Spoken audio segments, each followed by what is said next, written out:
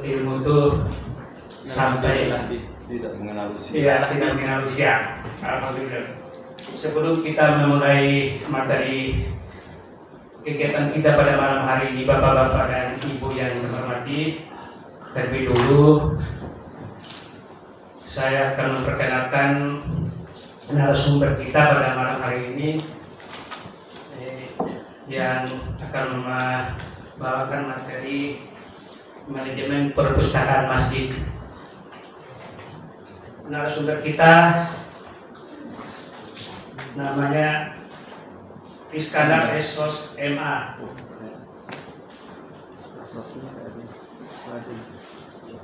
Pangkat golongan laptop 3B.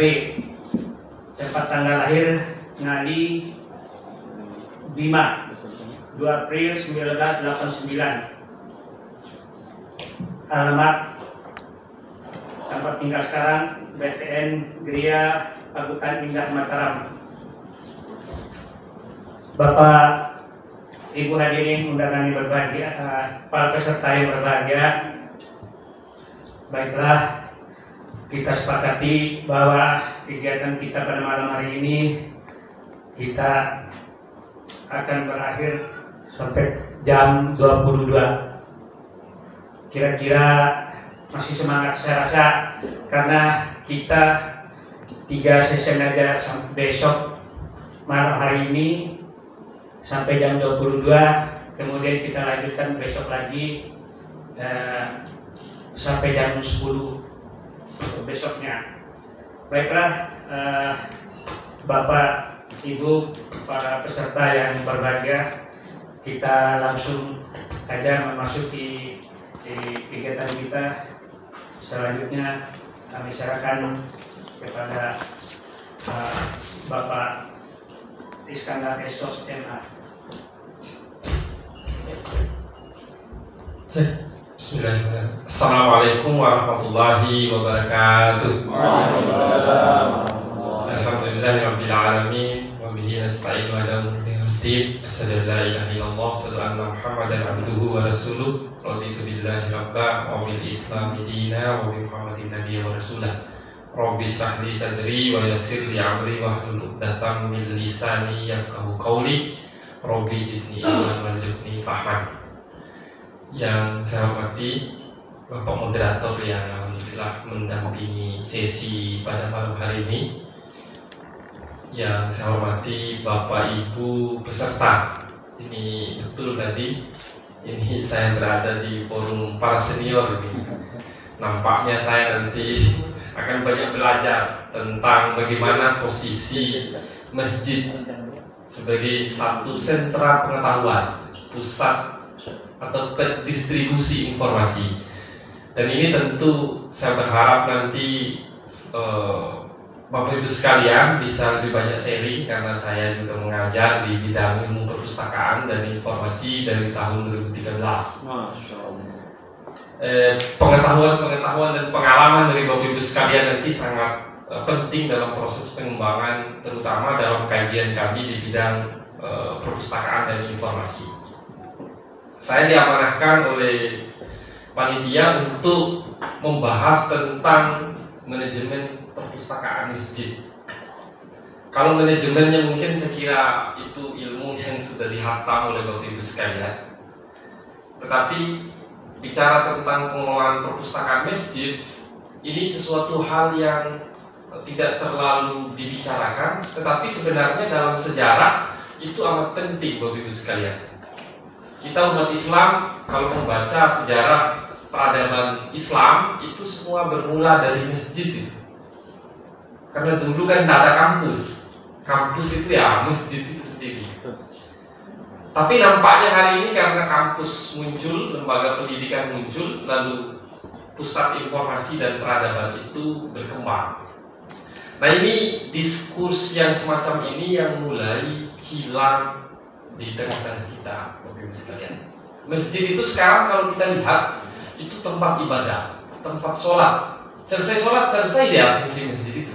Padahal beda kehusuan dan bulat tekad niat kita pergi ke kampus sama ke masjid. Apalagi pergi ke tempat wisata, apalagi masuk epicentrum, itu beda niatannya. Pergi ke masjid itu punya niatan luar biasa gitu, bulat tekadnya itu luar biasa. Tetapi selesai sholat selesai dia ngaji, habis itu bubar. Nah, Kementerian Agama itu sebenarnya sudah mendesain bagaimana masjid ini menjadi pusat pengetahuan, sentra pengetahuan bagi masyarakat. Nah, saya ingin memunculkan ini Bapak Ibu sekalian. Karena kita umat Islam itu selalu bertanya, kenapa kita itu selalu menjadi di Indonesia itu, karena ini Islam semua. Jadi di Indonesia itu kita itu menjadi second class. Kelas kita itu di 50%. Itu posisi kita Bapak Ibu sekalian. Mungkin yang senior-senior ini berpikir, kok kapan kita ini menguasai republik ini? Kok yang menguasai ini, mohon maaf, yang dalam tanda kutip yang matanya sipit, ya kan? Mereka hanya posisi 20% saja sebenarnya populasinya. Lalu kita itu di 50, lalu yang mulai bertahap umat Islam itu sudah mulai pada kelompok menengah, sudah 30% di kelompok menengah. Tapi mayoritasnya itu masih berada di kelompok low class, masih berada di kelompok bawah, yang penghasilannya 5 juta ke bawah gitu. Yang penghasilan 5-10 juta itu yang 30% ini. Lalu yang menguasai Republik Indonesia itu yang 20%. Nah, saya ingin korelasikan ini bukan dalam konteks kajian ekonominya, tapi dari konteks kajian informasinya Bapak Ibu sekalian. Kita dari kecil terbiasa informasi yang diajarkan, kayak saya mohon maaf Bapak Ibu sekalian, waktu kecil saya hanya diajarkan kalau kamu sekolah ditanamkan itu jadi guru, kalau tidak jadi guru jadi PNS, kalau tidak jadi PNS jadi tentara, polisi. Hanya itu mimpi kita itu.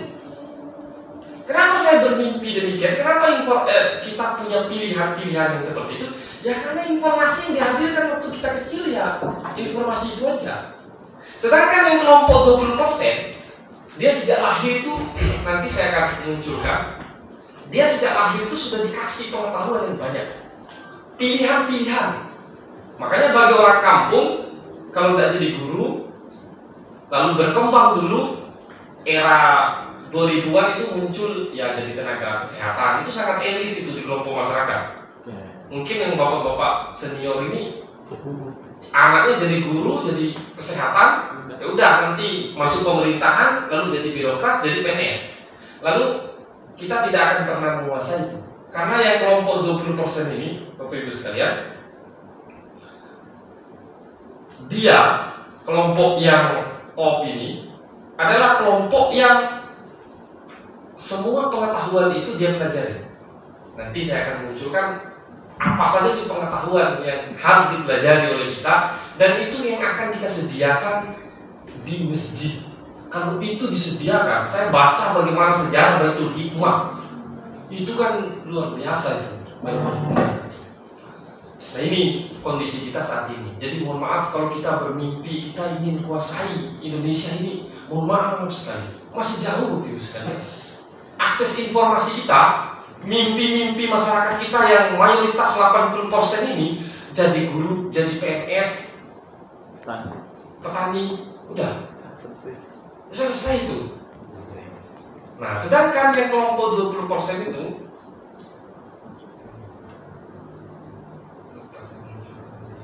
yang kelompok 20% ini Bapak Ibu sekalian, mimpinya hanya 3, dia hanya mau bekerja pada 3 sektor. 1 ekonomi, ilmu yang dia pelajari yang akan diwariskan ke anak-anaknya itu, orang Cina itu, ekonomi. Nggak ada yang lain, itu top, itu paling tinggi. Nggak mau dia ekonomi. Yang kedua, teknologi. Kuasai ekonomi, kuasai teknologi. Lalu yang ketiga adalah minoritas, dia menjadi masuk ke olahraga, masuk ke seni, itu minoritas mereka. Tapi hanya 2 itu mereka. Sedangkan kita pondok pesantren, misalnya di pondok pesantren, referensi yang dihadirkan itu agama sentris. Sehingga keluar pondok pesantren nggak ada yang mimpi ngambil jurusan ekonomi di Harvard. Tujuannya begitu keluar pondok pesantren, yang ada dalam imajinasinya Al-Azhar, Madinah, Maroko. Itu kan capaian yang fantastis itu. Bayangkan kalau pondok pesantren keluar, saya kuliah di Inggris ngambil ekonomi, akan banyak ahli ekonomi kita yang punya fondasi keagamaan yang bagus. Bayangkan sekarang kita berharap pengelolaan ekonomi kita yang ajar kita kritis itu, pilpres selalu ribut kita ini, karena kita mayoritas. Ya tapi karena orang-orang itu yang menguasai, anak-anak kita disuruh jadi ustaz semua. Lalu yang ngurus negara siapa? Ini punya hubungan sama ketersediaan informasi, Bapak Ibu sekalian. Punya hubungan terhadap bahan bacaan anak kita. Kalau Bapak Ibu sekalian dari sekarang, waktu kecil kasih dia suruh baca teknologi dia. Bagaimana cara buat roket, bagaimana cara buat nuklir. Coba itu bacaan anak-anak kita coba. Apa yang bacaan ini? Disuruh belajar sejarah Nabi terus kita. Akhirnya apa? Akhirnya kita sangat historikal gitu. Yang sejarah Nabi kan ya banyak mujizatnya. Yang anak kecil itu susah dia. Sedangkan orang Barat, orang-orang Cina itu dia sudah merasionalisasi itu semua. Nah itu kondisi kita, Bapak Ibu sekalian, dari ketersediaan dan bacaan informasinya. Makanya Bapak Ibu sekalian yang sudah senior yang punya cucu, referensinya diseragamkan. Jangan agama sentris. Nanti kita akan jadi ustaz semua, lalu yang ngurus negara siapa? Yang ahli ekonomi yang tawaduk siapa? Kita kenal sekarang. Yang ahli fisika yang keagamaannya bagus siapa? Yang kita kenal sekarang. Yang ahli politik yang agamanya bagus siapa? Ya karena tadi semua kita di masjid. Tapi nggak pelata ini kondisi yang ada. Makanya kalau ditanya saya sebagai ahli bidang informasi, kesalahannya salah kita kasih informasinya. Dokter itu kan kalau salah ya rusak kita. Belum dilihat baca buku ini. Akhirnya yang tahu kita hanya obat mah aja yang kita tahu. Kita kanker apa segala itu kan baru semua itu. Sedangkan orang-orang Cina dia sudah variatif dari awal. Ini kondisi kita Bapak Ibu sekalian yang memang harus kita introspeksi bahwa ada kesalahan suplai informasi oleh kita kepada generasi-generasi. Bayangkan itu, saya membayangkan itu alumni pondok-pondok itu jangan ke Al-Azhar semua karena dia fondasi agamanya sudah cukup kuat itu.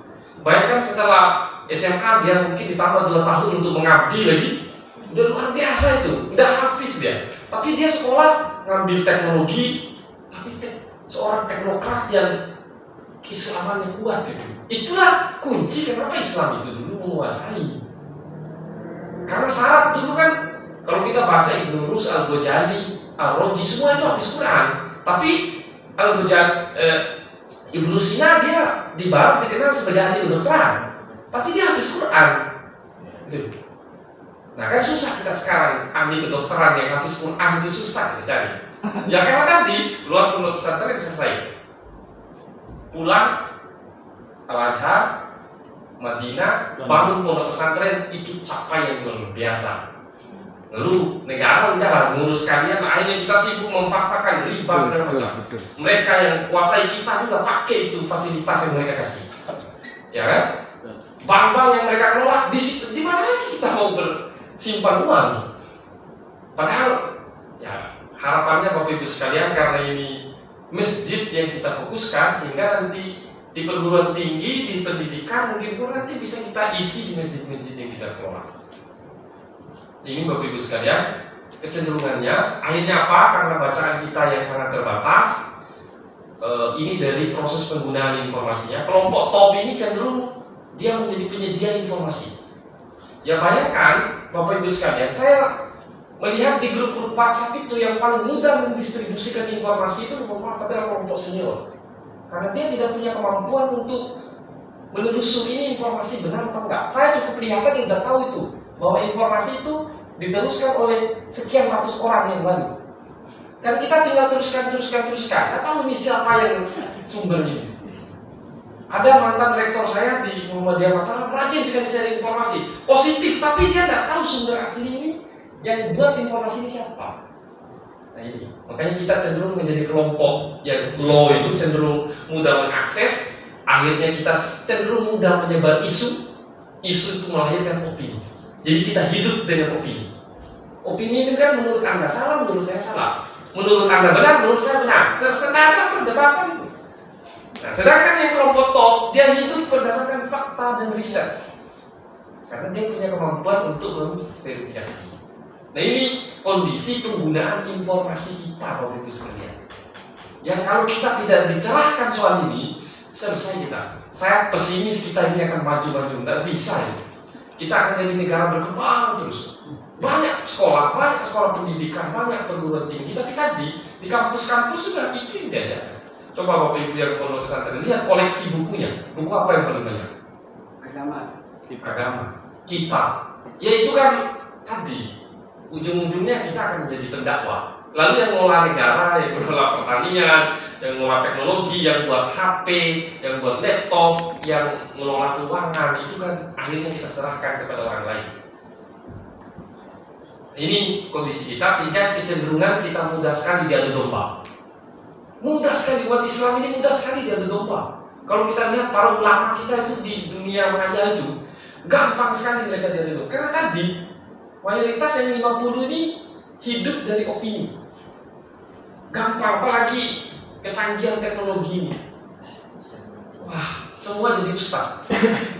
Ada buku Bapak Ibu sekalian, judulnya Matinya Kepakaran. Bahwa pakar itu udah ditulis, udah terbit 2 tahun yang lalu. Udah ditulis oleh orang Amerika bahwa pakar itu sudah tidak dibutuhkan lagi. Matinya kepakaran. Guru itu udah nggak penting lagi nanti. Kita bisa belajar sendiri, dosen. Karena ini yang menjadi tolak ukur kita. Ada kuota, ada internet, udah. Maka kita menjadi pakar. Mau verifikasi siapa, mau uji kebenaran pendapat siapa, semua tinggal kita verifikasi. Ini kondisi penggunaan informasi kita. Nah, apa yang dibutuhkan oleh umat Islam, oleh kita itu sebenarnya? Pertama, keterbukaan informasi. Lembaga pendidikan, perguruan tinggi, pondok pesantren, sekolah-sekolah perlu menyediakan informasi yang terbuka dan beragam. Lalu ketersediaan, lalu validitasnya, informasinya yang valid lah. Lalu kita bicara tentang penggunaan. Nanti saya akan munculkan apa sih koleksi yang ada di masjid. Lalu harusnya seperti apa? Sehingga apa? Sehingga informasi yang kita akses itu tidak sentris. Sentris itu tidak monoton pada satu informasi saja. Sehingga wajar saya ini dididik oleh orang tua saya, cita-citamu, tujuan kuliahmu jadi guru. Setelah masuk perguruan tinggi saya tahu ternyata ada arsitek, ada perencanaan wilayah dan tata kota, ada jurusan teknik sipil, ada teknologi pengolahan hasil. Banyak ternyata jurusan-jurusan yang menarik. Ya, tapi karena doktrinasi pengetahuannya kan hanya soal itu, jadi kita didoktrin demikian. Nah ini pengetahuan di alam semesta itu ada 10 pengetahuan. Ada filsafat, ada agama, ada ilmu sosial, ada bahasa, ada ilmu murni. Ilmu murni ini matematika, fisika, kimia, ya.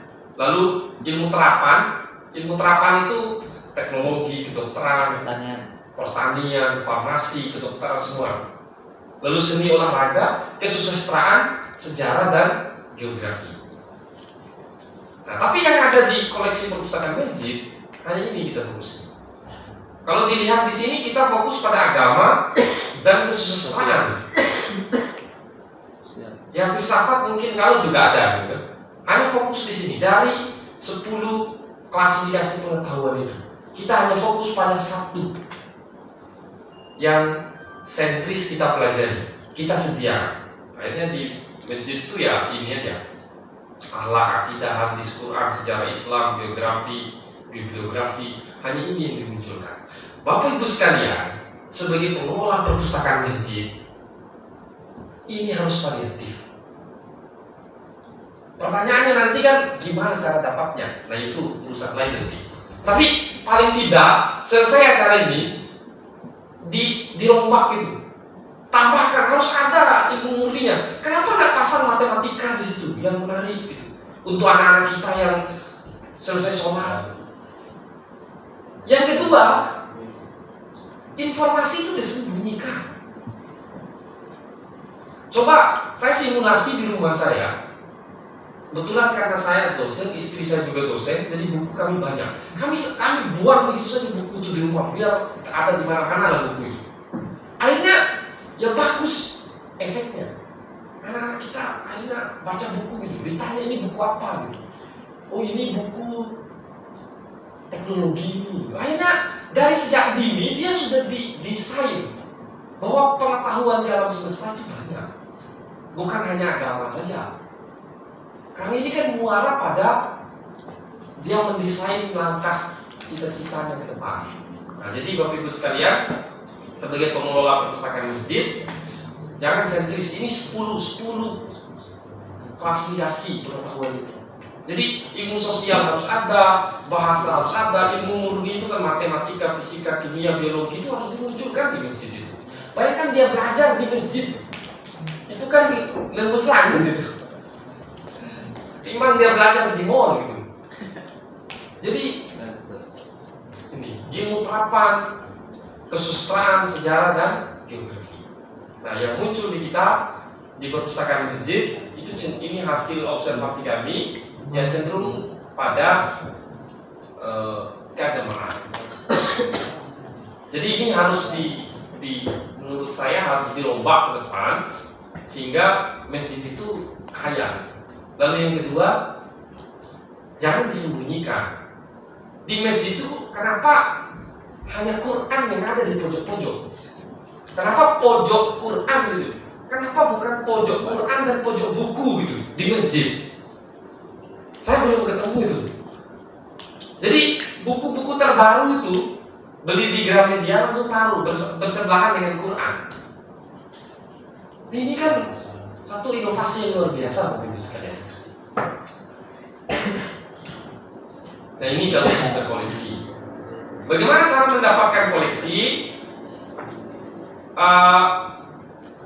Sebenarnya sebagai pengelola perpustakaan masjid itu tidak susah. Kita cenderung meminta sumbangan itu dalam bentuk duit.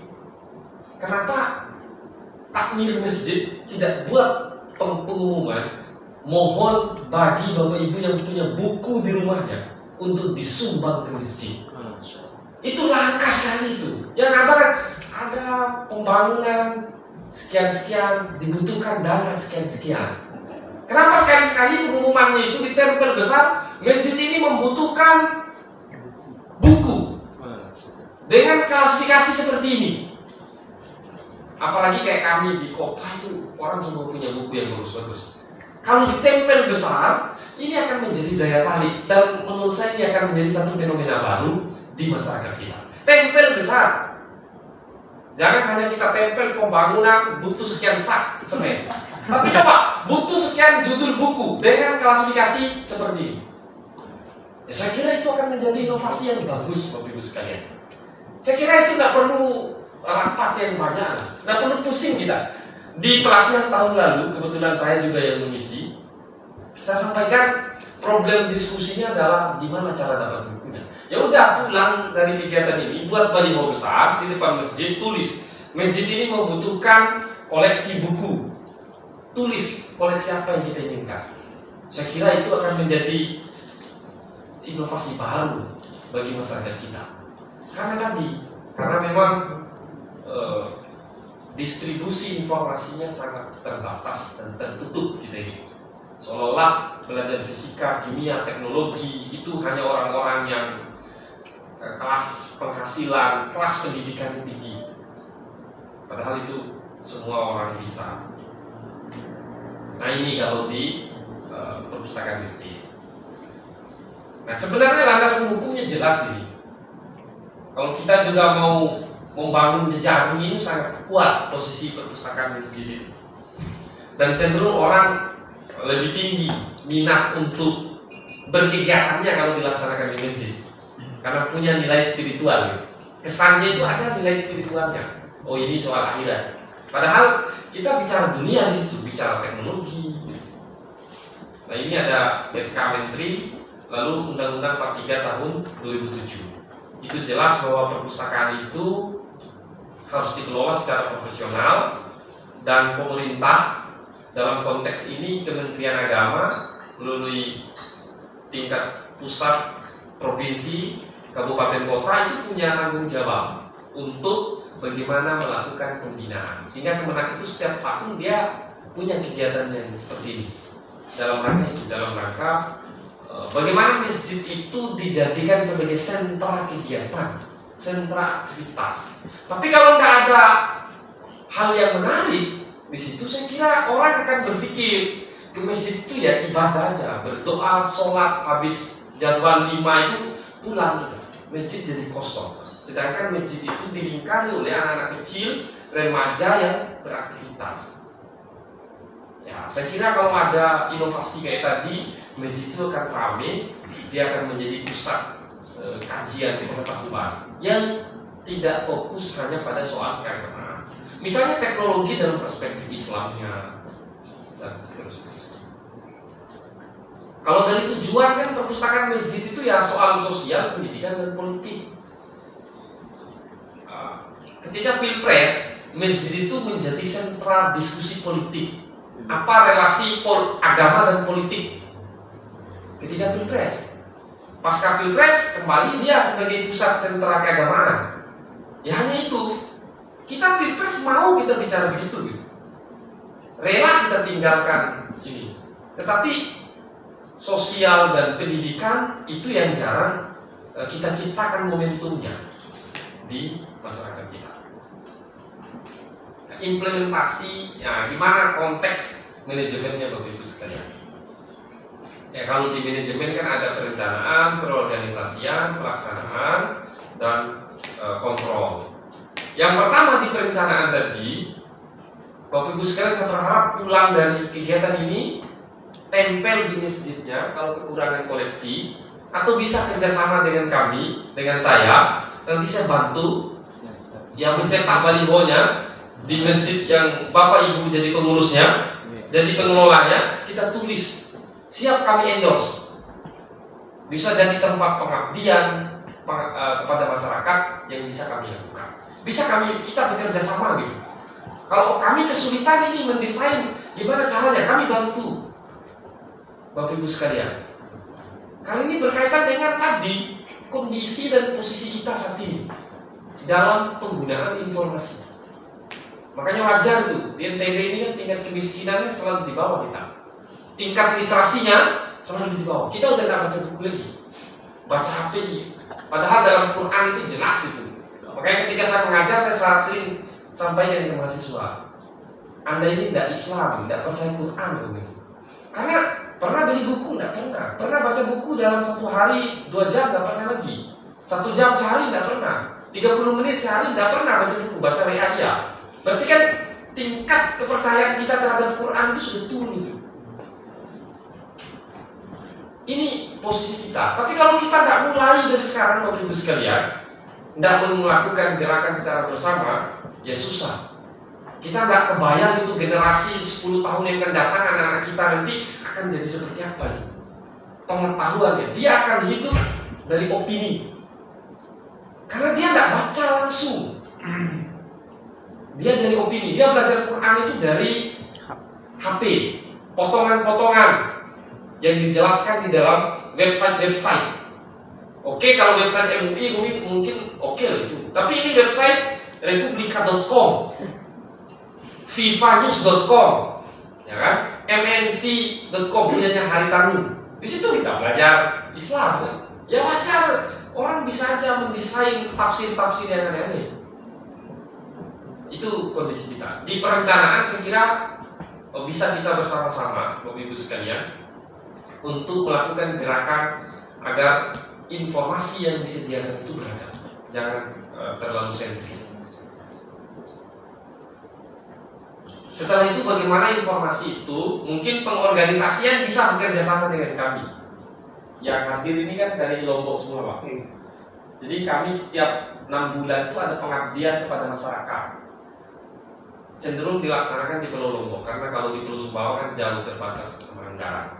Jadi pengorganisasian ini kami bisa bantu. Kami punya mahasiswa yang banyak bersurat, ini Pak Iskandar, kami mau kelola perpustakaan masjid kami ini gimana? Ini pengorganisasiannya.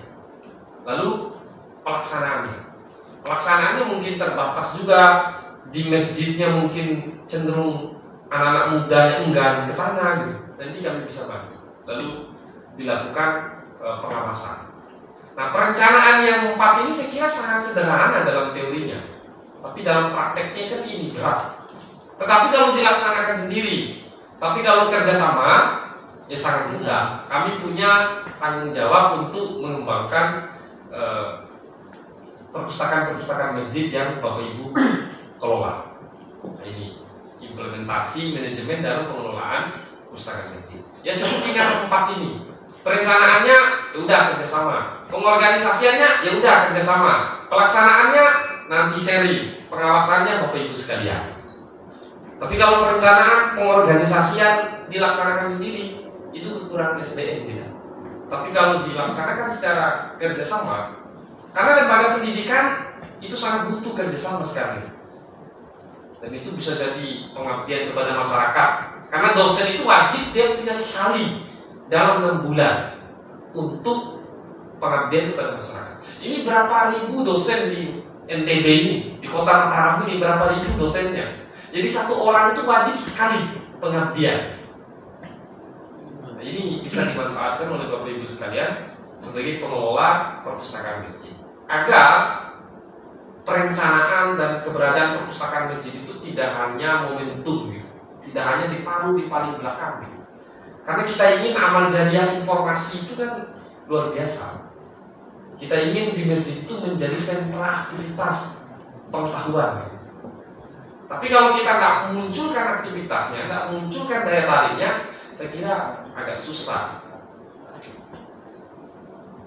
Ini kalau kita misalnya mau buat struktur organisasi, ini kalau bicara tentang kelengkapan organisasi. Kalau 1000 ya cukup ketua, lalu ada penanggung jawab perpustakaannya, ada pelayanannya. Kalau udah 2000 eksemplar, tapi ada yang punya 1000 eksemplar Pak, perpustakaan masjidnya? Belum baru mulai. Belum ya? Oke, berarti rekomendasi saya tadi harus dilaksanakan itu Pak. Sebagai komitmen kita pasca pelaksanaan kegiatan ini, buat baliho di depan. Membutuhkan sumbangan buku, bukan sumbangan semen ini, sumbangan buku. Tulis bukunya buku apa? Nanti jangan dan ditulis. Nanti orang mikir di masjid itu pasti buku agama dikasih. Yang non keagamaannya udah dibawa. Tulis buku ini semua. Kalau itu kita laksanakan, saya kira akan menarik itu. Kita bisa memulai perubahan itu dari masjid. Kalau yang 2000 ya lebih ini lagi struktur organisasinya. Tapi ini kan rata-rata di bawah 1000 ya. Dan malah belum ada ya Pak. Masih 200, 300 begitu. Karena kalau kita mikir di pengurus takmir masjid itu tiba-tiba anggaran sumbangan jamaah itu, oh ini beli buku, agak berat itu. Lebih mudah berbagi soal. Lebih mudah itu daripada setengahnya untuk beli buku. Untuk siapa? Buku apa? Ya ini udah mendarah daging Bapak-Ibu sekalian.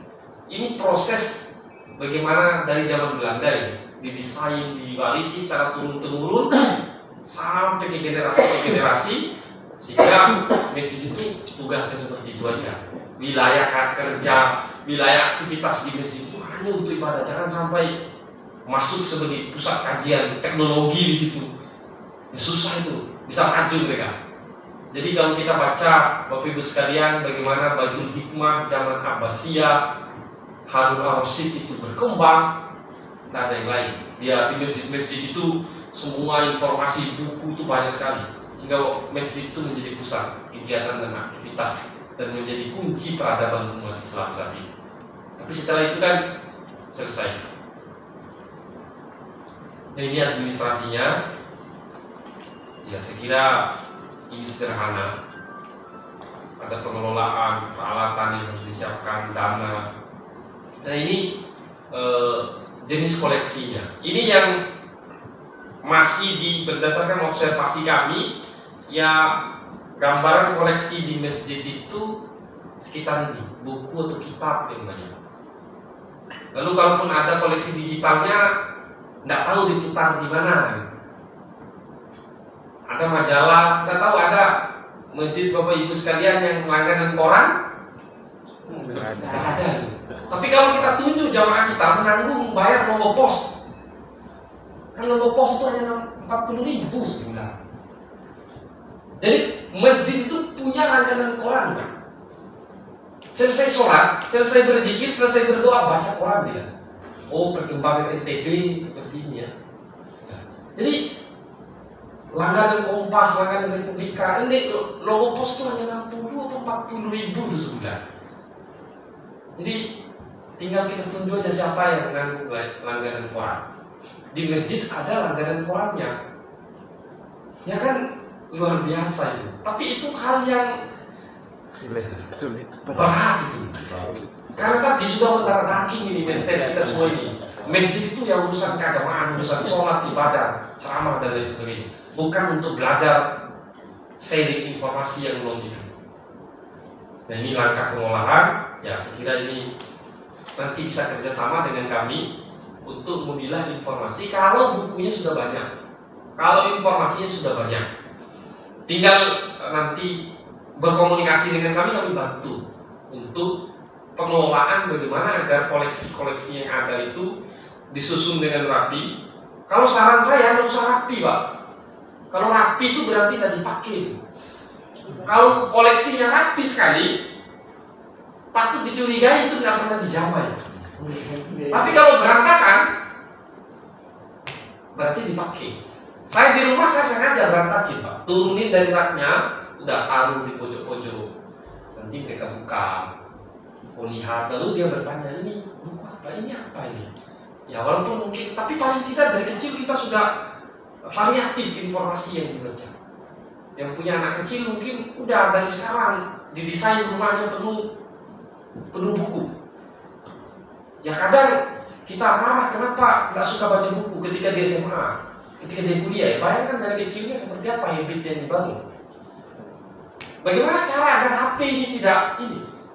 Sederhana, Pak, saya lakukan di rumah saya, banyakin buku. Sekali seminggu kita beli buku gambar, buku cerita, kita taruh. Jadi begitu HP diambil, dia lihat gambar, selesai.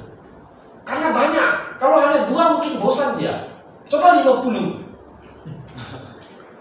Kan kita cicil, seminggu mungkin 10. Jadi HP ini enggak susah kita, sedih kita lihat di mall, di tempat acara, anak kecil itu begitu diambil HP-nya nangis dia. Ya karena tadi kalau di rumah kita desain begitu, 5 per minggu kita beli, kan bisa kita belanja jajan itu 10.000 dia ke kios. Coba 5 per minggu beli buku, sebar di rumah itu. Tugas orang tuanya setiap sore mengumpulkan buku itu, ditaruh di rak. Begitu pagi disebar lagi, ditaruh di pojok-pojok, di kasur itu ditaruh bukunya. Sehingga ketika HP-nya diambil, banyak pilihannya dia. Apalagi anak yang TK sampai SD. Ya fokus kita mungkin TK sampai SD kelas 2, mulai dari 0 sampai SD kelas 2. Kalau itu kita lakukan tidak susah, kita urusan HP ini gampang sekali. Kalau begitu nyampe rumah, udah HP sama sekali.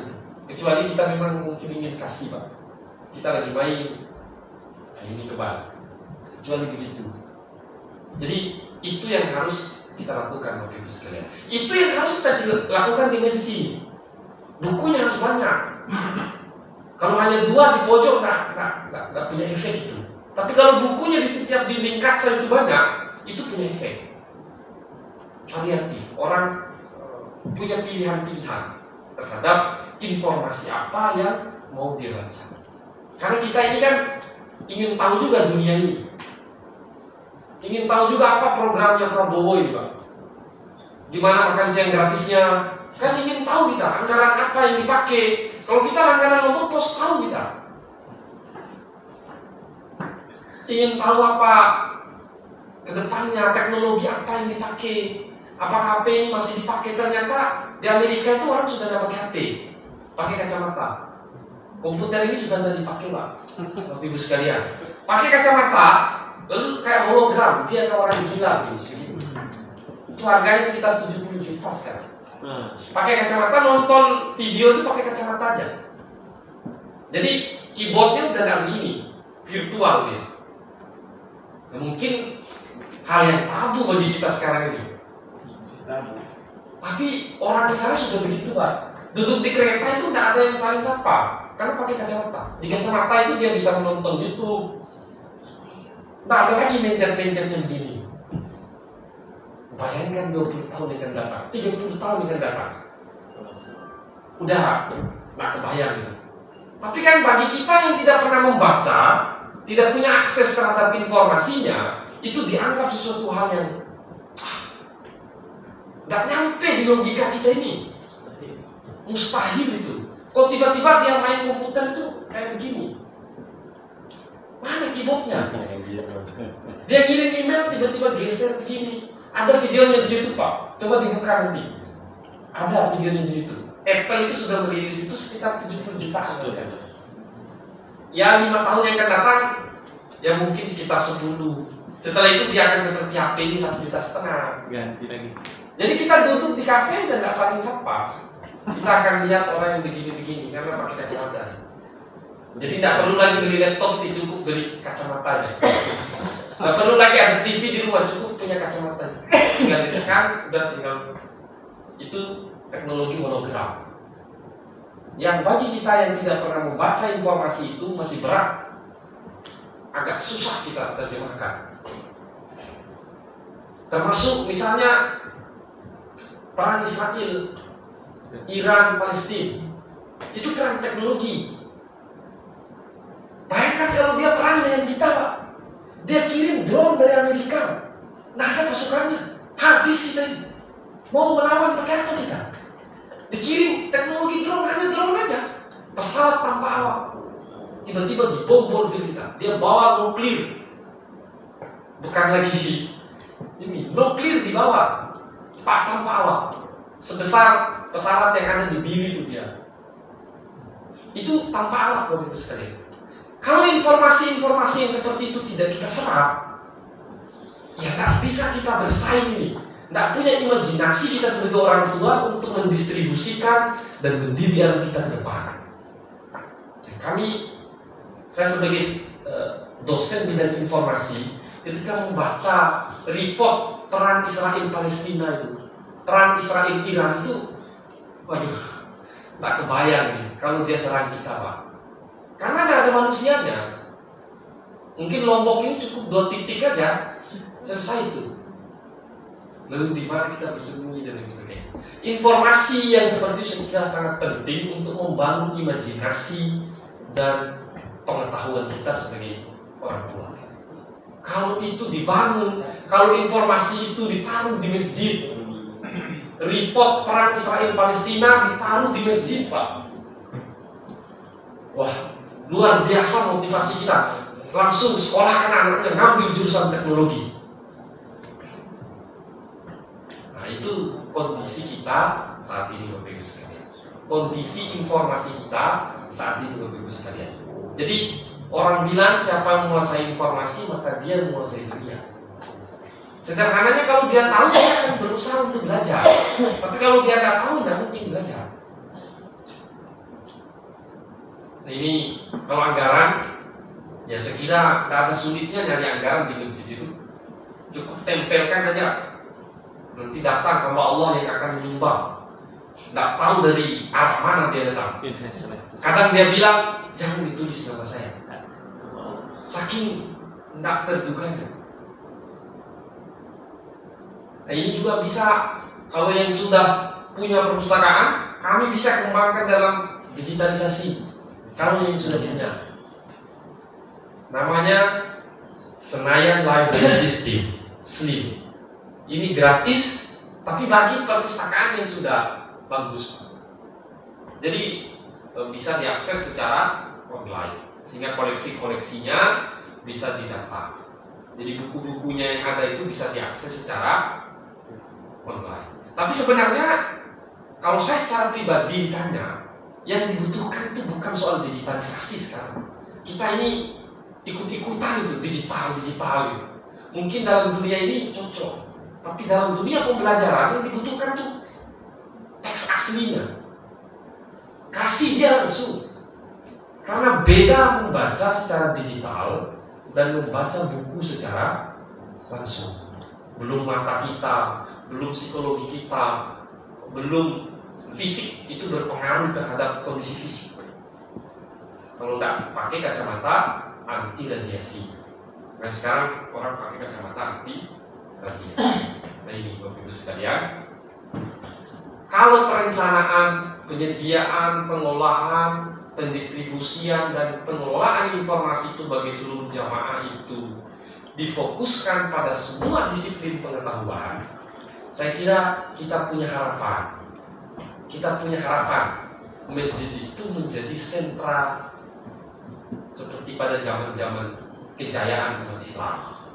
Kalau itu tidak kita lakukan, polarisasi, doktrinasi di lembaga-lembaga pendidikan barat yang kita adopsi itu akan terus berlanjut. Kalau kita nggak rubah dari sekarang itu susah. Makanya saya kalau ditanya bagaimana merubah umat Islam itu, mulai dari masjid, siapkan buku di masjid, suruh baca di situ. Baru dari situ dia mimpinya muncul, Pak. Anak kecil dia baca tentang teknologi drone, selesai sholat dia berdoa, saya menjadi ahli teknologi drone. Bayangkan itu, Pak. Tapi kan tidak mungkin tiba-tiba anak kita doktrin kamu jadi ahli drone. Apa drone, Pak? Drone itu seperti apa? Tidak punya dia gambaran. Kamu jadi di barat, di Eropa, apa segala kan dia bertani itu udah pakai teknologi. Pupuk itu pakai pesawat, Pak. Ya ada beberapa di Indonesia. Dia pupuk padi itu pakai pesawat, Pak. Masukkan pupuk satu karung, diterbangkan. Dari rumahnya tinggal dia begini, lurus ke kanan, lurus, habis naikin lagi. Ya kita masih seperti yang kita lihat ini. Nah, kuncinya hanya satu, Bapak Ibu sekalian, distribusi informasinya dari sejak dini. Nggak bisa kalau kita ini kan sudah punya paradigma. Bapak Ibu sekalian sudah punya paradigma. Tapi kalau dari anak kecil, dari anak kita yang umur 1 tahun, 2 tahun, 3 tahun dibina seperti itu, saya kira 10 tahun, 20 tahun ke depan akan ada hasil. Nah, ini tantangan yang harus dilakukan oleh kita semua sebagai pengelola, penanggung jawab yang mengatur bagaimana masjid ini menjadi pusat informasi. Langkah inovasi sederhananya menurut saya, Bapak Ibu sekalian, siapkan koleksi bukunya di masjid. Jangan di belakang, jangan di pojok. Di Islamic Center, Bapak Ibu pernah lihat ada perpustakaan di sana? Ada. Tapi di satu tempat ya, Pak. Kalau kita ke Islamic Center, di mana kita duduk? Di terasnya. Sepoi-sepoi yang ini kita duduk. Coba di teras itu ada rak, berjejer rak begitu. Pasti aku yakin saya, pasti kita akan jamak, akan kita lihat. Oh ini berita, ini buku, ini segala macam. Itu soal koleksi buku. Harus didistribusi, disebarkan. Tinggal kita sebagai takmir tugasnya ya tadi, mungkin selesai isya kita kumpulkan bukunya, taruh lagi di tempat. Besok disebar lagi, dibaca, Pak. Bayangkan betapa berharganya informasi itu. Kalau tidak dibaca itu tidak ada gunanya itu. Tidak ada manfaatnya. Lalu yang ketiga, kerjasama. Bisa kerjasama dengan penerbit, bisa kerjasama dengan kampus, bisa kerjasama dengan media. Baru yang terakhir itu ada tahap evaluasi. Saya kira ini Bapak Ibu sekalian, sebagai closing saya terakhir ini, kita punya tanggung jawab ini. Kita kadang kalau bicara begini, kadang pertanyaan paling atas itu anggarannya dari mana? Itu kadang, sehingga buku yang yang saya ceritakan tadi itu bisa didapat. Ya kalau itu pertanyaan awal, saya kira selesai itu. Kita hanya akan tidur di hotel ini lalu pulang, Pak. Lalu menunggu lagi ada undangan yang sama. Lalu ketemu lagi dengan saya. Oh, Pak Iskandar yang dulu nih. Gimana, Pak? Kalau pertanyaannya adalah di mana anggarannya, di mana letak bukunya? Pertanyaannya di masjid BTN saya itu, Pak, tempat ngambil air wudhunya, itu keramiknya mengkilap, Pak. Kita injak-injak itu,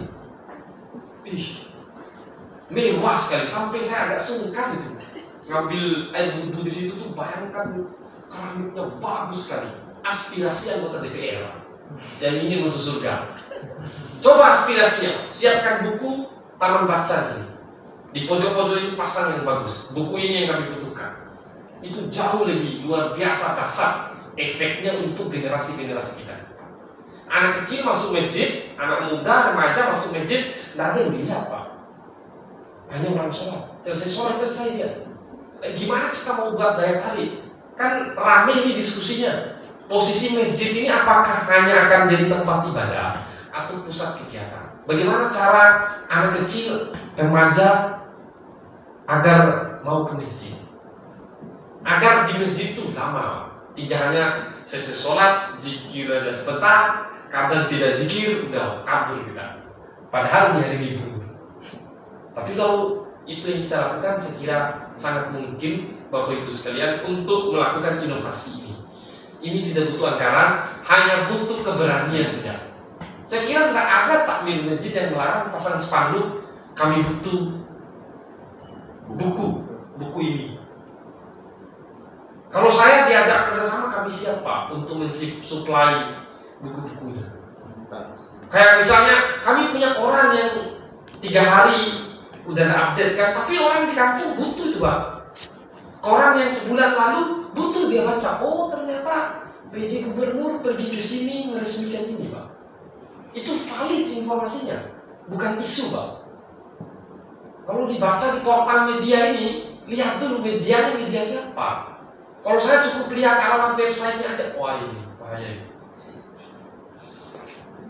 Tapi kalau logo pos misalnya, jelas wartawannya tersertifikasi, tidak akan mengambil uang dari kode etik mereka. Tapi kalau berita media-media yang nggak tahu kita websitenya, dia direkturnya, dia redaksinya, dia yang edit, dia wartawannya, ya sudah, dia semua, dia sendiri, dia yang ngelola, dia semua, dia yang ini. Itu yang rame. Karena gampang Bapak Ibu sekalian. Apa yang tidak bisa sekarang ini? Kan kita yang di perguruan tinggi itu nulis skripsi itu susah dulu. Sekarang ada namanya AI, Artificial Intelligence. Cukup kita ngomong, buatkan skripsi judulnya ini, dibuatin, Pak. Kalau Bapak Ibu kesulitan, carikan saya soal referensi soal ini. Gimana hukum musik misalnya, yang lagi heboh itu kan, dicarikan. Jadi tak kebayang, saya nggak mau bayangkan itu. Dulu buat tesis, disertasi itu sudah. Sekarang suruh ngomong aja, buatkan saya ini. Dibuatin, tinggal jadi. Kayak thread, oke, copy. Lanjut lagi, thread, copy. Bayangkan itu. Itu kan teknologi yang tak pernah kebayang. Itu kondisi kita, Bapak Ibu sekalian. Saya menaruh harapan besar kepada kita semua agar pulang dari kegiatan ini punya tindak lanjut. Karena ini beban moral dari kita semua. Itulah kenapa tadi di awal saya sampaikan itu kondisi Indonesia. Kalau tidak punya relasi, tidak mampu kita hubung-hubungkan, ya memang susah kita. Itu yang dapat saya sampaikan. Nanti mungkin bisa sharing dari Bapak Ibu sekalian tentang bagaimana perpustakaan masjid ini bisa hidup. Bagaimana masjid ini bisa menjadi sentra aktivitas keilmuan tentunya. Keilmuan itu ada 10 klasifikasi tadi pengetahuan itu. Terima kasih. Assalamualaikum warahmatullahi wabarakatuh. Waalaikumsalam.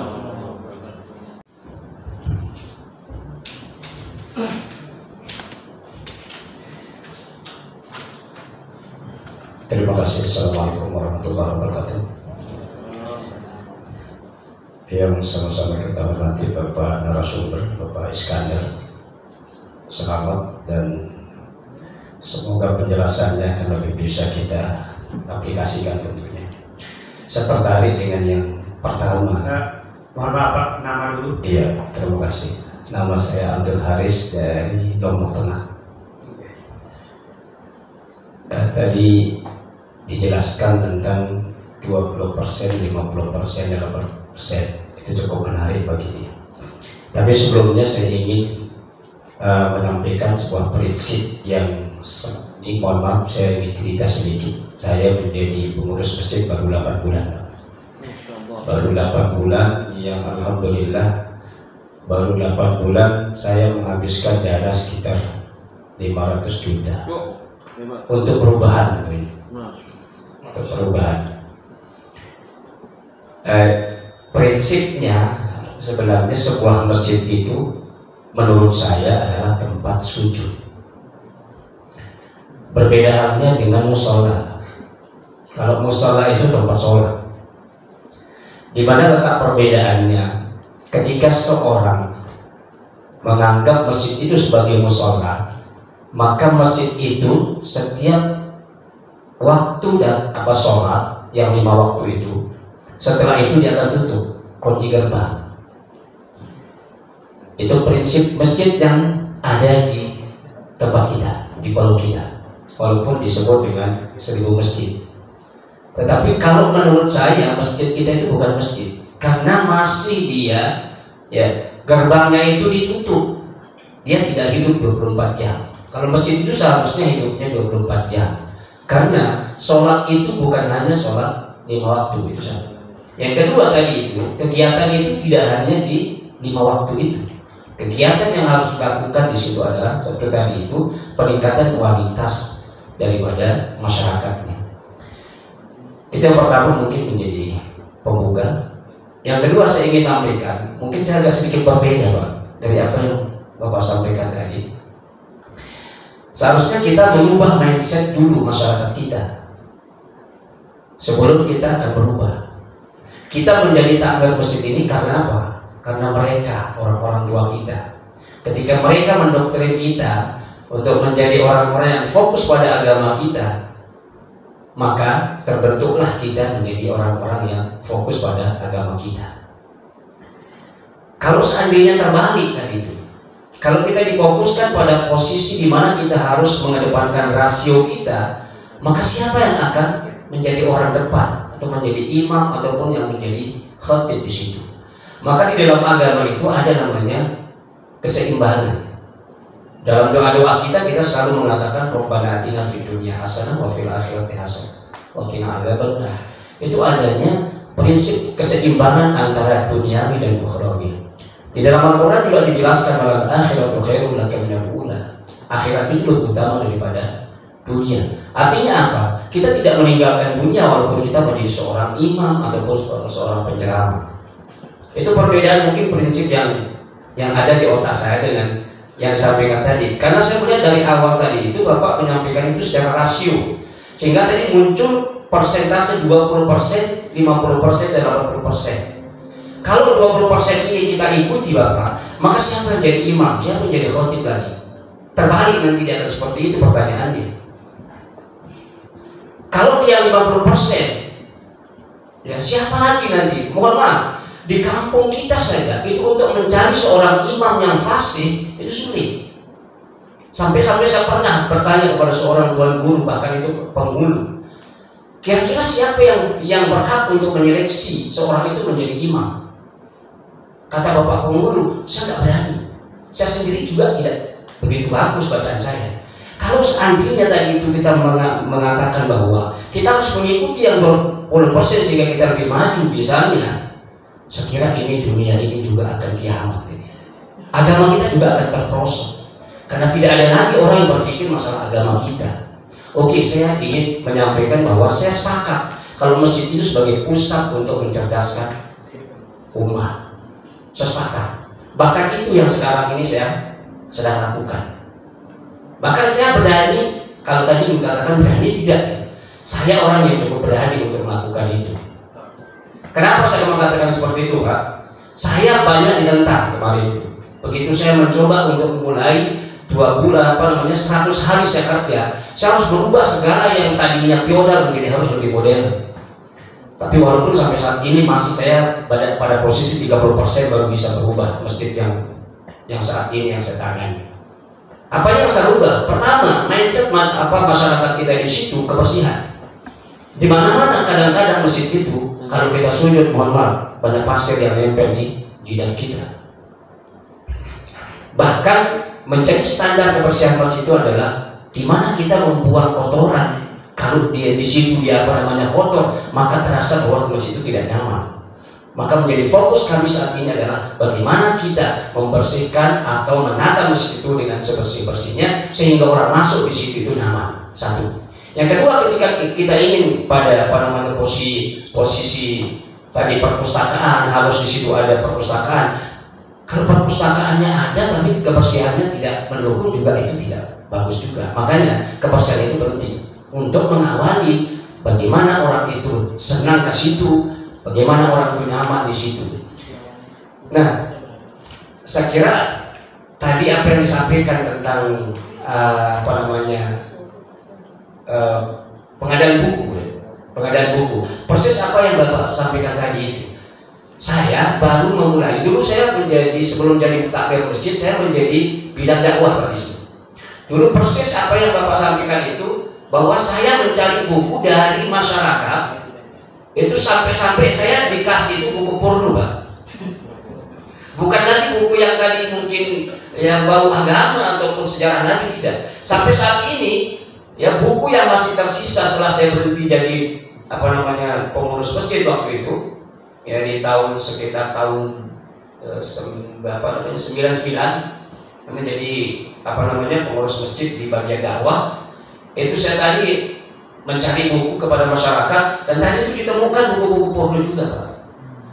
Dan sampai sekarang ini saya masih tersisa bukunya mungkin sekitar 100-200 eksemplar yang masih, dan di situ ada buku yang bermacam-macam, bukan hanya buku fikih, buku hukum, tidak. Tapi ada bagaimana tata cara ternak ayam, ternak itik. Terus bagaimana ternak ikan, buaya. Iya. Jadi masih sampai sekarang bukunya masih, dan saya insya Allah akan tidak lanjuti. Tadi ada beberapa kembangkan dengan baca, kemudian tidak lanjut setelah apa yang dibaca, kemudian cara memotivasi. Kemudian selanjutnya ada masukan dari Bapak Kusni dari Mataram, itu ada pertama ada keteladanan dan Maji judul di pusaka sebagai pusat informasi. Kepada Bapak narasumber dipersilakan. Baik, terima kasih Bapak-Bapak sekalian. Alhamdulillah sharingnya luar biasa. Nampaknya Bapak sekalian yang bertanya ini tentu punya pengalaman tentang bagaimana kondisi masjid. Kebetulan saya di Mataram ini merantau, Pak. Saya datang tahun 2008 menjadi mahasiswa, lalu menjadi dosen dari tahun 2013. Di BTN baru 7 tahun, Pak, di BTN. Jadi belum jadi pengurus masjid saya, Pak. Jadi masih observer. Mungkin ya karena masih senior, banyak yang senior. Jadi terkait apa yang saya sampaikan di awal untuk Pak Abdul Haris, catatan yang ingin saya sampaikan di awal itu adalah ada kecenderungan dari kita dalam proses transformasi pengetahuan, ketersediaan informasi bagi generasi-generasi kita itu cenderung masih fokus pada informasi-informasi tertentu, Pak. Akibatnya apa? Akibatnya yang umur 0 tahun sampai 5 tahun, 5 tahun sampai 10 tahun, pilihan-pilihan dia dalam mendesain cita-citanya itu terbatas. Jadi tidak ada yang berani berbeda. Padahal pilihan-pilihannya banyak. Kenapa sedikit orang di NTB ini yang jadi arsitek Pak, karena pilihan informasinya terbatas. Kita lihat di kampung-kampung itu gurunya banyak sekali. Bukan berarti jadi guru salah Pak, tetapi pilihan pengetahuan informasi dan profesi itu ternyata banyak. Yang tentu sebenarnya kita punya minat atas itu sebenarnya. Jadi ada keterbatasan dalam distribusi informasi di tengah-tengah masyarakat kita, terutama keyakinan-keyakinan ke orang tua saya itu keyakinannya bahwa profesi terbaik itu ya guru gitu. Itu kan keyakinan-keyakinan yang didapat dari informasi yang secara turun-temurun juga didapat. Ketika saya mengambil jurusan ilmu informasi dan perpustakaan, tidak disetujui Pak. Ini jurusan apa ini? Mungkin Bapak Ibu sekalian juga bertanya, ini jurusan apa ini? Di Indonesia ini tidak ada profesornya Pak. Hanya ada di Amerika, di Inggris, di negara-negara maju itu hidup ya. Itu profesi yang terhormat. Tapi di Indonesia mungkin berat Bapak Ibu sekalian. Jurusan apa? Jurusan perpustakaan. Waduh, kamu ini ngurus buku. Jadi nggak kebayang gitu. Padahal di Eropa librarian itu kunci ya. Lalu yang kedua soal mindset juga Pak. Mindset orang tua kita memang betul Pak, saya sepakat sangat feodal. Jadi susah kita merubah, itu berat sekali. Mungkin kalau Bapak memulai sekarang, kedua generasi mungkin yang baru bisa benar-benar dari nol di start. Tapi saya sepakat dengan Pak Abdul Haris, keberanian itu yang harus dilakukan. Kalau nggak berani ya mungkin bukan Pak Abdul Haris yang menikmatinya, tapi anak cucunya nanti akan merasakan perubahan itu. Kalau nggak kita lakukan ya susah. Kita akan nggak boleh masjid itu tempat sholat, udah selesai. Nggak boleh dia apa-apain pokoknya. Selesai sholat kunci dia. 1 jam sebelum sholat buka ya.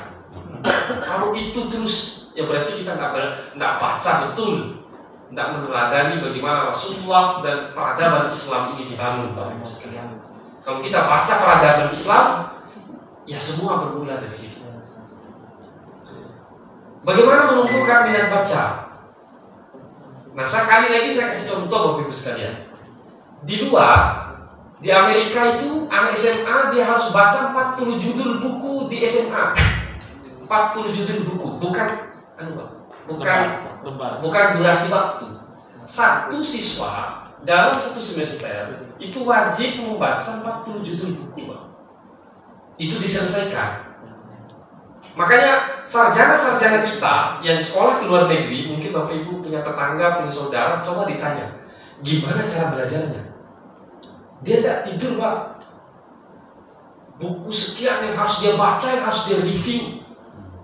Nah, itu sudah aturannya mereka. Wajar ketika kita ke Senggigi di Trawangan, kalau orang Indonesia datang di sana terbuka, tapi kalau orang luar dia boleh terbuka, tapi dia membaca. Mungkin bahasa kasar nggak apa-apa, badan saya terbuka tapi kepala saya tetap saya isi. Mungkin kasarnya begitu. Kalau kita di sana datang duduk di pinggir pantai, buka HP, buat TikTok. Kalau di sana nggak, tinggalkan HP, ambil baca. Ya karena memang itu habit yang mereka bangun Pak. Kalau Bapak punya posisi di sekolah, buat regulasinya. Itu tidak berdosa kita ya. Wajib baca buku. Nggak ada kayaknya orang protes, anak saya sekolah ini membuat aturan siswa disuruh baca buku. Kayaknya nggak ada cerita itu kayaknya Bapak Ibu. Buat regulasinya. Kalau Bapak punya kuasa di tempat pendidikan, buat regulasinya. Nggak bisa, kalau menumbuhkan minat itu memang nggak bisa Pak. Omongan saya gampang. Tapi kalau kita berani punya posisi, udah buat aturannya. Mungkin tahun pertama diprotes, tahun kedua diprotes. Tahun ketiga udah menjadi habit. Sekolah ini punya habit hafal Quran tapi baca buku wajib. Ada standar bacaannya Pak. Hanya itu cara untuk membangun kebiasaan Pak. Nggak bisa membangun kebiasaan bangun subuh kan nggak bisa dengan cita-cita kan. Harus dibiasakan. Kalau udah terbiasa dia akan bangun dengan sendirinya. Walaupun tidurnya jam 1. Tapi kalau nggak biasa ya nggak bisa Pak. Begitu juga dengan soal bagaimana cara menumbuhkan minat baca. Harus dibangun dengan ketegasan, keberanian kita. Paling sederhana kita mulai dari keluarga kita. Kalau punya anak yang masih kecil, yang masih SMA, masih SMP, masih SD, kasih dia buku, kasih dia. Waktu kecil kalau kita tidak pernah bercerita tentang buku, harus diperkenalkan Bapak Ibu sekalian. Buku itu harus diperkenalkan sejak kecil. Jadi sebelum tidur itu dia harus dibacakan. Baru dia akan ingat, baru dia akan tertanam. Dari situ dia akan storytelling dan dia akan bercerita. Nah, kalau dia sudah bercerita, berarti dia punya experience dan segala macam. Nah itu menurut saya yang bisa saya sampaikan soal bagaimana cara menumbuhkan habit, Pak. Karena kalau ditanya, kita cenderung pragmatis. Apa efeknya kita baca? Baca ini bukan urusan soal 2 hari, Pak, yang bisa kita lihat. Bukan urusan 1 bulan ini baca ini. Ini urusan masa depan. Baca hari ini belum tentu besok ada manfaatnya. Ini soal baca ini. Itu soal sikap, kepribadian dan pengetahuan kita. Makanya dia tidak bisa dalam waktu yang singkat. Kalau pertanyaannya, oh ini siswa terlalu pragmatis. Ya memang tantangan kita nggak tahu ilmu apa yang bermanfaat yang kita didikkan, kita nggak tahu Bapak Ibu sekalian. Saya jadi dosen, Bapak Ibu jadi guru, nggak tahu ilmu apa yang Bapak Ibu ajarkan sehingga mahasiswa itu sukses. Bisa jadi bukan karena pengetahuan kita, bisa jadi hanya dia meneladani kedisiplinan kita sehingga dia meniru dan dia jadi sukses. Dia tidak belajar soal ilmu perpustakaan yang saya ajarkan, ternyata dia belajar soal ketegasan saya. Bisa jadi itu nggak kita tahu. Bisa jadi informasi apa yang kita distribusikan itu yang membuat dia selamat. Jadi soal habit saya kira butuh ketegasan dan keberanian kita. Kalau nggak berani, nggak kita mulai, ya nggak bisa memang. Nah, susahnya kan implementasi Bapak Ibu sekalian. Lalu yang terakhir karena waktu, ya seperti yang saya sampaikan tadi, saya belum punya pengalaman Pak untuk mengelola perpustakaan masjid. Tapi kami punya riset soal bagaimana kondisi perpustakaan masjid. Memang tantangannya itu adalah bagaimana membangun pemahaman, itu tantangannya. Karena rata-rata yang mengelola masjid ini umurnya di atas 40 tahun, Pak. Itu problemnya. Kalau umur 25 tahun sampai 35 tahun kayak saya misalnya, wah masuk itu. Udah langsung klik. Tapi karena umur 40-50 tahun ke atas, umur fokus untuk akhirat gitu, Pak. Mohon maaf, umur fokus. Jadi orientasinya sangat tertuju fokus ini. Tapi kalau kayak saya, ya kita bicara tentang masa depan. Kalau yang 60 bicara tentang siapa? Cocok sekali itu, Bang. Itu kondisi yang kita hadapi. Yang kita butuhkan itu sekali lagi keberanian, Pak. Keberanian kita untuk memulai saja. Soal gagal kan nggak tahu kan. Mulai saja dulu. Kita coba perlahan. Kalau nggak bisa sendiri, kita bersama-sama. Kalau nggak bisa non formal, kita buat formal. Kita buat kegiatan resminya di situ. Kita jelaskan, kita presentasikan. Mungkin presentasi yang kesekian baru mungkin akan dibuka jalan akhirnya masjid seperti harapan kita semua. Seperti masjid dalam sejarah-sejarah Islam yang kita baca. Harun ar-Rasyid itu kan memimpin umat Islam jaya. Jadi setelah dalam sejarah Islam itu, sejarah dunia itu Bapak Ibu sekalian, setelah Romawi, Yunani, lalu peradaban dunia itu berpindah ke Islam. Kita ini pernah menguasai alam semesta ini pada masa Daulah Abbasiyah. Lalu pindah ke Spanyol, ke Andalusia, masih berjaya kita 500 tahun di sana. Runtuh di sana, kita kembali ke jalan Sufi, udah pintu Ijtihad. Nah, orang Barat apa? Menerjemahkan karya-karya Islam. Maka ilmu kedokteran itu pakai Ibnu Sina dia. Ilmu kedokteran di Harvard, kampus-kampus kedokteran terbaik itu dia Ibnu Sina itu dipakai. Baru dia memulai. Kuncinya hanya satu, Bapak Ibu sekalian, berani kita ini untuk jalan ini. Karena ini mungkin tidak 2 hari, tidak 1 bulan, tapi ini bertahun-tahun yang harus kita lakukan dalam rangka bagaimana masjid itu menjadi sentra aktivitas umat. Tidak hanya soal keagamaan, tapi soal-soal sosial, pendidikan, dan kemanusiaan. Terima kasih yang dapat saya sampaikan. Bila bisa dilihat, astagfirullahaladzim. Assalamualaikum warahmatullahi wabarakatuh.